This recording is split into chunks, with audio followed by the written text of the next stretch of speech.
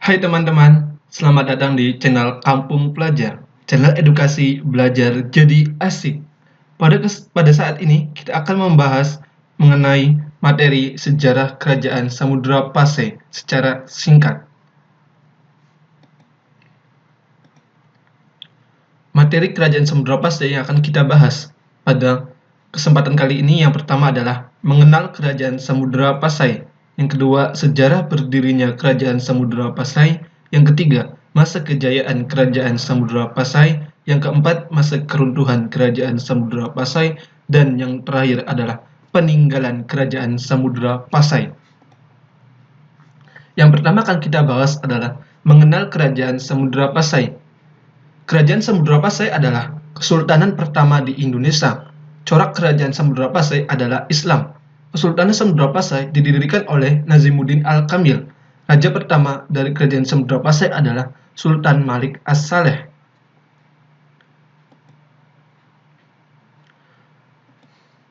Letak geografis Kerajaan Samudra Pasai di pantai sebelah timur bagian utara Pulau Sumatera, berbatasan dengan jalur pelayaran internasional atau Selat Malaka. Letak Kerajaan Samudra Pasai pada peta dikasih warna dengan warna biru. Itu adalah letak dari Kerajaan Samudra Pasai. Sejarah berdirinya Kerajaan Samudra Pasai. Pada abad ke-13, Nazimuddin Al-Kamil, seorang angkatan laut Mesir, mendirikan sebuah kerajaan di Sumatera dengan tujuan untuk mengumpulkan rempah-rempah, terutama lada, yang pada saat itu harga rempah-rempah di dunia sangatlah tinggi dan bahkan mengalahkan harga emas pada saat itu. Sebelumnya, Nazimuddin Al-Kamil telah merebut pelabuhan Kambayat di Gujarat untuk dijadikan sebagai tempat pemasaran barang-barang dagang dari wilayah timur. Setelah ia berhasil mendirikan Kerajaan Samudra Pasai di Pulau Sumatera, ia kemudian mengangkat Merah Silu menjadi raja pertamanya dan Merah Silu mendapatkan gelar yaitu Sultan Malik As-Saleh. Masa kejayaan Kerajaan Samudra Pasai bisa dilihat pada gambar di bawah ini.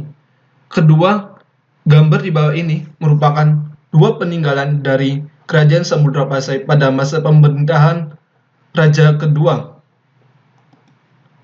Yang pertama adalah gambar koin emas dan yang kedua adalah gambar stempel yang merupakan peninggalan dari pemerintahan Sultan Muhammad Malik Az-Zahir. Masa kejayaan Kerajaan Samudra Pasai pada masa pemerintahan Sultan Malik Az-Zahir. Pada masa pemerintahannya dikenal koin emas sebagai alat transaksi, adanya stempel kerajaan, pelabuhan dagang yang sangat ramai, dan angkatan laut yang kuat. Selain itu, faktor Kerajaan Sriwijaya yang semakin melemah.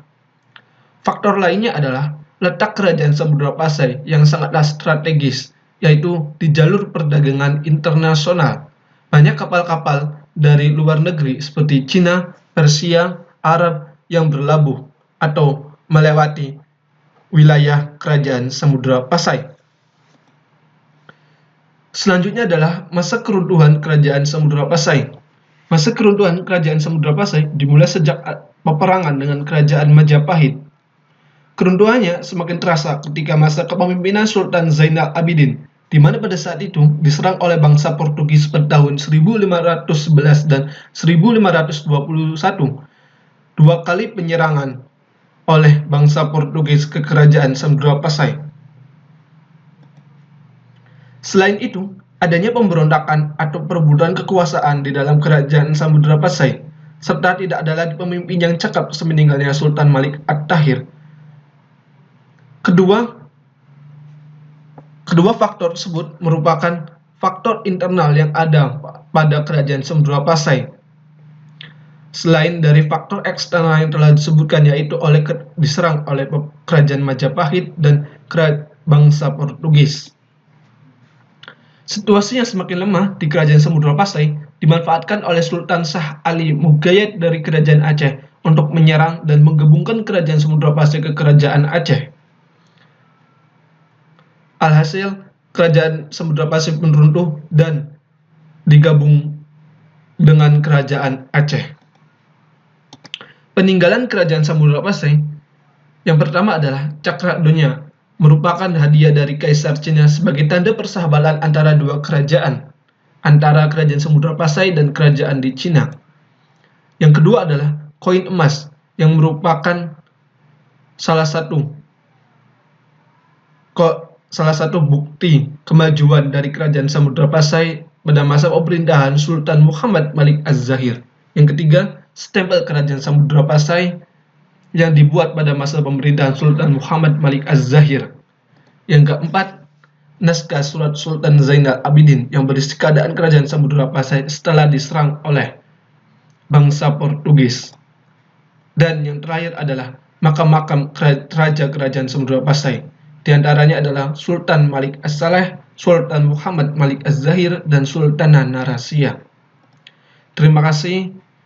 Mungkin hanya segini yang bisa saya sampaikan, kurang lebihnya mohon maaf. Jangan lupa untuk subscribe bagi yang belum dan like dan komen ya. Sampai jumpa di video selanjutnya.